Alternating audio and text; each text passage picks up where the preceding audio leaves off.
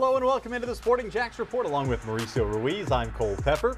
Coming up, we'll hear from Sporting JAX co-owner Fred Taylor about the upcoming youth clinic and the impact he's looking forward to making in the community. Plus, the opening of Lift Every Voice in Sing Park and what it means to the club. But let's start with the Copa America. It's been quite a ride for the U.S. men's national team so far. Mauricio, a lot of drama already.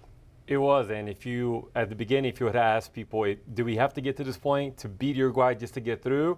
No one would have liked that scenario, but that's exactly where we are right now. All right, well, on Thursday, the U.S. faced Panama. It did not go well. A red card on Timothy Weah in the 18th minute set the U.S. a man down. Still, Fowler and Balogun put the U.S. on top 4 minutes after the red card. The U.S. was on the front foot, despite playing a man down, until Panama equalized 4 minutes later. After halftime, Greg Berhalter went very defensive with 5 at the back, but Panama managed a goal in the 83rd minute, and despite a red card to Panama in the 88th, the U.S. could not find a tying goal. Panama wins at 2-1. Mauricio, this one sent shockwaves through the U.S. soccer community. Yeah, absolutely. And the game has different conditions that you have to adapt to. And certainly Berhalter had to adapt to getting a red card 22 minutes into the match. You don't expect that, certainly not from one of your players that you would have never really thought he doesn't have that kind of behavior. But going to a back five so early, and probably Yunus Musa not seeing the field at all during a game where you really need scrappy fighters, someone that can cover ground, keep the ball for you a little bit. So more than the back five, because he worked into the very end, I'm surprised that Musa didn't see the field. Well, we had another great turnout for our watch party at Grace Note Brewing. The place was packed with fans cheering on the U.S. men's national team. Be on the lookout on our social media for the next watch party, perhaps in the knockout round for the United States. We'll have more watch parties announced as the summer of soccer continues.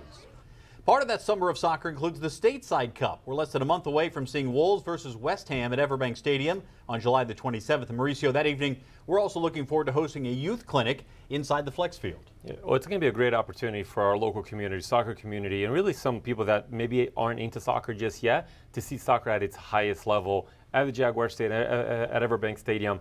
Two great EPL teams, two teams that are going to be playing at a high, in the height of the sport, really coming off of a long summer and getting ready for their preseason. Well, last week, Jaguars legend and Sporting JAX co-owner Fred Taylor was in town to promote the event. Fred got to meet with some young soccer players from All Nations League, made up of families of refugees, being able to provide an opportunity for players like these future stars of the game, really exactly why Taylor got involved in ownership with Sporting JAX in the first place. The one big message that kind of, I said, you know what, I'm good, I am in, was the community. You know, lifting every voice, being all inclusive, including all the areas of the First Coast into this project. And for me, it starts with that. You know, they talked about youth development. You know, I understand what it's like to be a kid and not be able to afford to be a part of something. But there are also pieces of what we're doing here that will include the kids.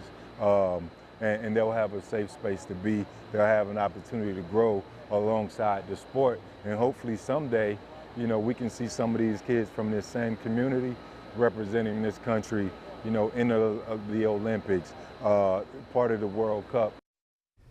Well, here's exactly what you need to know about the youth clinic. It begins at 5 o'clock on the day of the Stateside Cup, July the 27th, in the Flex Field. Kids participating in the clinic will also get a ticket to the match, $65. And for family accompanying the kids, tickets are $55 to the game.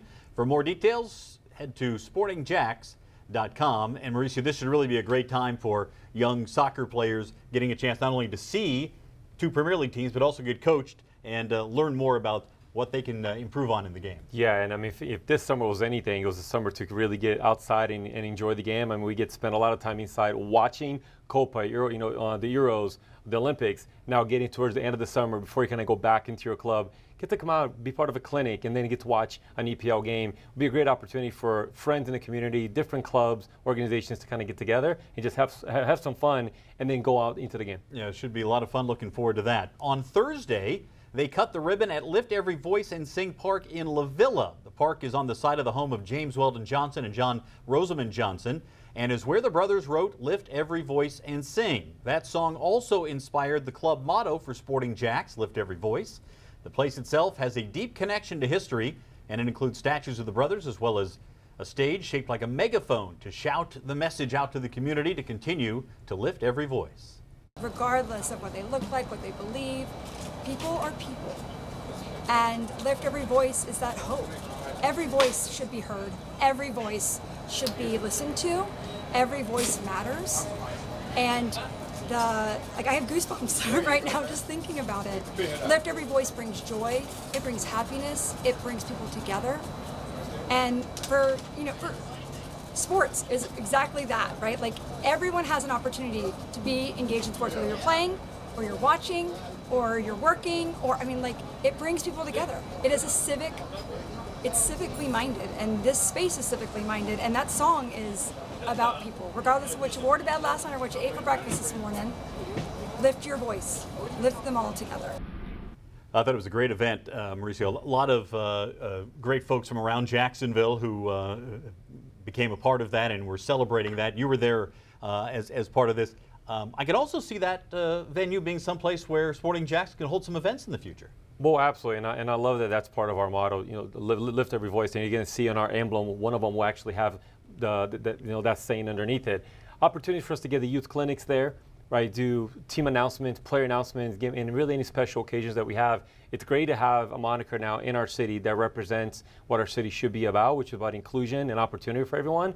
And soccer is a great vehicle for that. It's great to give everyone an opportunity to get out and play the game, fall in love with it, do something healthy, and really bring the community together. Yeah, absolutely, and we look forward to being able to be a part of that in the future. All right, time now for our Island Wing Company Game of the Week, and this week we head to Charleston for what was a wild game between the Battery and North Carolina. To Patriots Park we go. Last year's Eastern Conference champions facing NCFC, who moved up from League One. And the visitors got things going first. Charleston had most of the ball in this one, but North Carolina found ways to threaten like this. 27th minute off a Battery corner. Olex Anderson picks it up and turns on the Jets. He's off to the races. Finally leaves it for Evan Conway, who takes one touch and then fires and scores just like that. FC up 1-0. And Cole, and this looked like a 2v2 training center. Conway coming from a really long distance, and Anderson doing a great job of committing the defenders one way and right at the right moment, just releasing it to Connor. And what a great finish with his left foot. Then deep into the first half stoppage time, a similar goal for North Carolina. A long ball picked up by the visitors and would finally fall to Conway. Last time he scored the goal. This time he assists Shaft Brewer, who scores to give NCFC a 2-0 lead. Charleston head coach Ben Pierman said it was as bad a half as they could play. Yeah, and Conway here paying it forward with the assist of his own to Brewer, who calmly finds the back of the net. A bit of a bouncy field there. You can see the ball kind of just taking a bit of a dip. Maybe he took it away from the keeper. Well, things changed in a hurry early on in the second half. North Carolina's Ezra Armstrong already on a yellow card. He does that. He's sent off, and North Carolina had to play a man down for the rest of the half. Charleston took advantage. Chris Allen to M.D. Myers, and this puts Charleston on the board 2-1. And M.D. goes on to have a great night towards the end of the night here, but nice little touch, bring it down, and what a great finish. It would remain 2-1 until the 80th minute, and it would be the league's leading goal scorer, Nick Markanek, who levels the game at 2, his 13th goal of the season. Yeah, and you can't give Nick Markanek any chance there. A bad bounce for the NC defender, and Markanek makes the most out of it and adds to his goal tally, leading the league in goals. It looked like it might end 2-2, but with 10 minutes of stoppage time added, that's when things got weird. First, after another yellow on North Carolina, Charleston restarts, and Myers again involved in the run-out. It's his second goal of the match, his 8th of the season, and Charleston takes the lead just like that. Yeah, and what a crazy ending to a game. The North Carolina thought they're going to come out of there at least with a point after being up 2-0. But M.D. Myers having a great year so far. Myers then does it again. He really has come into his own as the season has progressed. Just a couple of minutes later, it's Myers assisting Conway for his brace to make it 4-2 Charleston. And if that wasn't enough, it wasn't done yet as you take another look at the goal by Conway. So Conway with a brace, Myers on a brace, and then we see more. A penalty called on North Carolina in the dying moments, and Myers delivers the PK for the hat trick.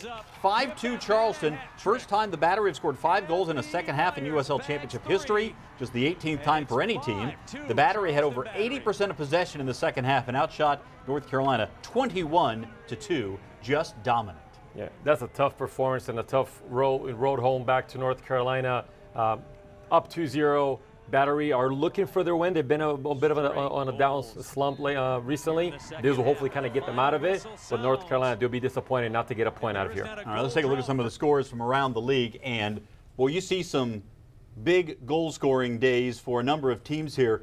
4 teams scored at least 4. 2 more scored 3 this week. Sometimes you just get a weekend like that. Yeah, so we've seen this graphic before where it's a 0-0, 1-0, 2-1, and that sometimes people just feel inspired and then goals kind of come allure. So look at that at the bottom right of the screen, New Mexico against San Antonio. San Antonio's really having a tough year so far. All right, West standings now as we look around the USL Championship. New Mexico on top, 3 points clear with the game in hand as we hit the halfway part of the season.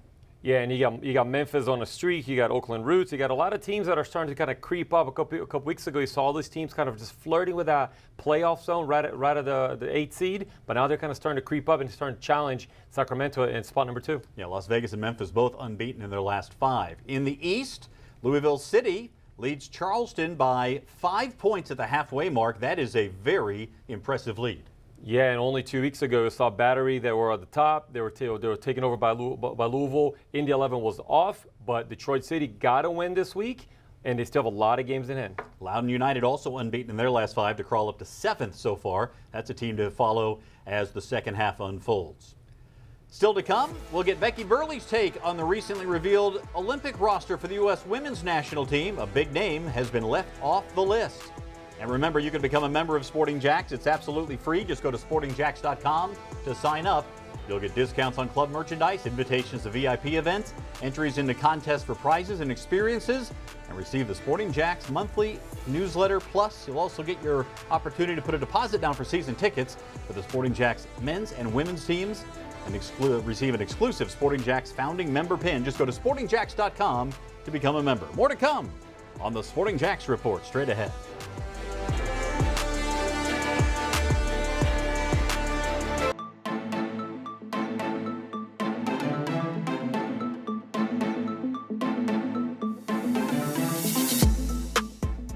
Starting tonight, 3 consecutive nights of USL Championship games on national television. It's Sacramento Republic hosting the Las Vegas Lights tonight at 10:30 on CBS Sports Network. Independence Day after the fireworks, it's Colorado Springs hosting FC Tulsa, also on CBS Sports Network. Then on Friday, it's Charleston Battery facing the Birmingham Legion at 7 p.m. on ESPN2. And remember, when the USL Super League launches in August, all games will be streamed on Peacock.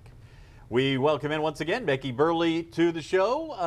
Well, we have some interesting things to discuss here, Becky, most notably the U.S. Olympic women's roster that was rolled out by Emma Hayes, and a notable name is not on that list.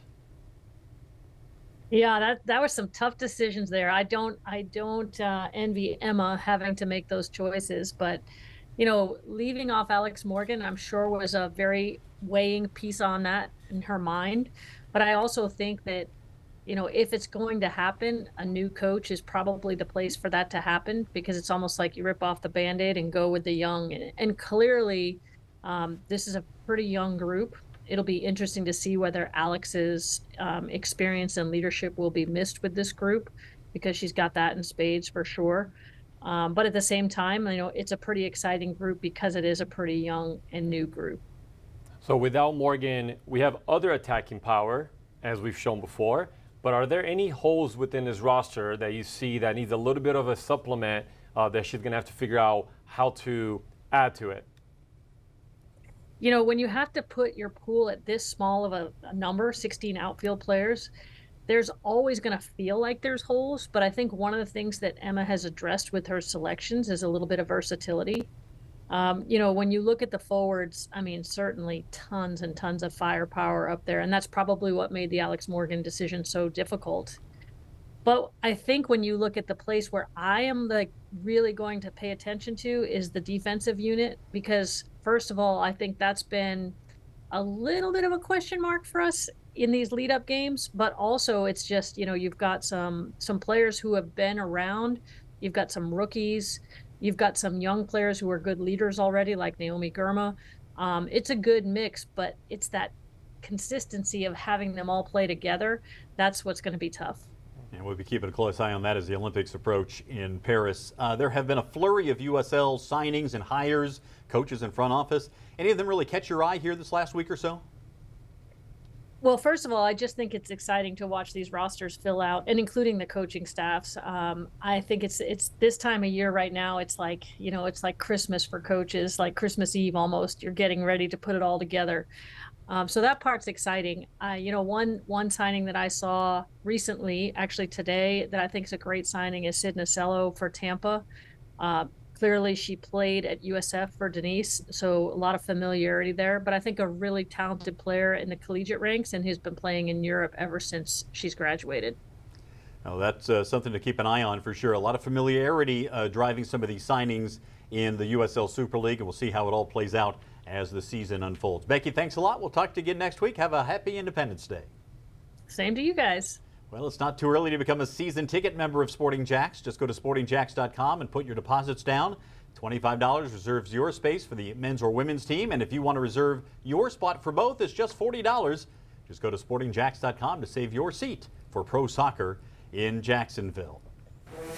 More to come, including our look at our youth soccer spotlight. A very technical coach teaching the young guys how to dribble better. How we got here is straight ahead.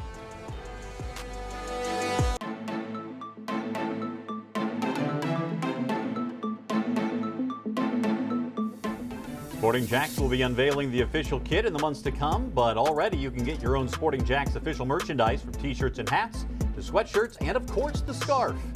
You can find Sporting JAX official merchandise at sportingjax.com, at our official team store on Phillips Highway, and at We Got Soccer. Time now for our Youth Soccer Spotlight, presented by the Bearded Pig Barbecue. This week, we meet a soccer coach who has come a long way. Inti Atunez was born in Cuba, came to the United States when he was 14, then was recruited by this guy to play at JU. Since his college career ended, he has begun coaching soccer skills, and the thing has really taken off since he started showing off his skills on social media. Check out some of these footwork drills he showcases on his Instagram feed. Some of his videos have received over 100,000 views, and it's no surprise that his focus as a coach is on footwork and the technical side of the game. He works with kids as young as 4 years old, but what he focuses on, as you might expect, is the technical side of the game, working on techniques that can help players make a difference in games and get a little attention along the way. What started as a small venture on the field has really grown quite a bit. Number one, I did not expect it to grow as much as it did. To begin with, it is something that I kind of just honestly started just for fun, and because I was, just getting started with my own private business, doing training. So I wanted to upload videos for, players out there, my own players, and then other players, to kind of just have them do those kind of drills I would do just as homework, something for them to do as fun. And honestly, the more that I did it, the more that I liked it, and I just kept going with it. And I'm really thankful that it became as big as it did. But there is a lot more of attention to the technical side of the game, and not just relying on the physical aspect of it. And that's kind of just what I preach. A lot of work on the ball and not so much work off the ball. It's very helpful because he's very intense, and he teaches me how to use my footwork and agility and technique a lot. Well, I needed more dribbling and skills, so I just started to go with him. And you've seen a difference? Yes. Yeah. Lots of skill and improving dribbling. In games, it's usually attacking and getting the ball. By the way, we're getting attacked by the bugs out there while we're doing those interviews. But you've known Inti for a long time. Obviously recruited him to JU. Was he always like this from a technical standpoint, the footwork and the precision, that sort of thing? Yeah, he really was. And Inti is a wonderful young man. It's great to see what he's doing, the community that he's built around soccer, and something he's passionate about, which is the technical work, which is something that, you said he was born in Cuba. Those Central American countries, Caribbean, Latin countries, they really focus on the technique part of it. So post-college, he stayed here in Jacksonville, and he's worked on building a bit of a community. And as he said, I don't think he expected to be where it's at, but a very technical player, always being able to take players 1v1, and really something that it's a great supplement to youth soccer in kind of your more traditional way. They have the physical part of it, they have the mental part of it, but oftentimes the technical just kind of gets put aside a little bit for sake of results or winning, whatever the case might be. So any position, even goalkeepers, can benefit from going through those drills, going through cones, so they can just get better technically. And all ages. He works from 4 years old on up. He says he has a 31-year-old student as well who's just trying to be better in the Sunday League. All right, the Sporting JAX Soccer Hour every Monday. We invite you to join us on 10:10 a.m. starting at 6 p.m. We talk soccer locally, nationally, and internationally on 1010 XL. When we come back, a look to what's next as the summer of soccer rolls on.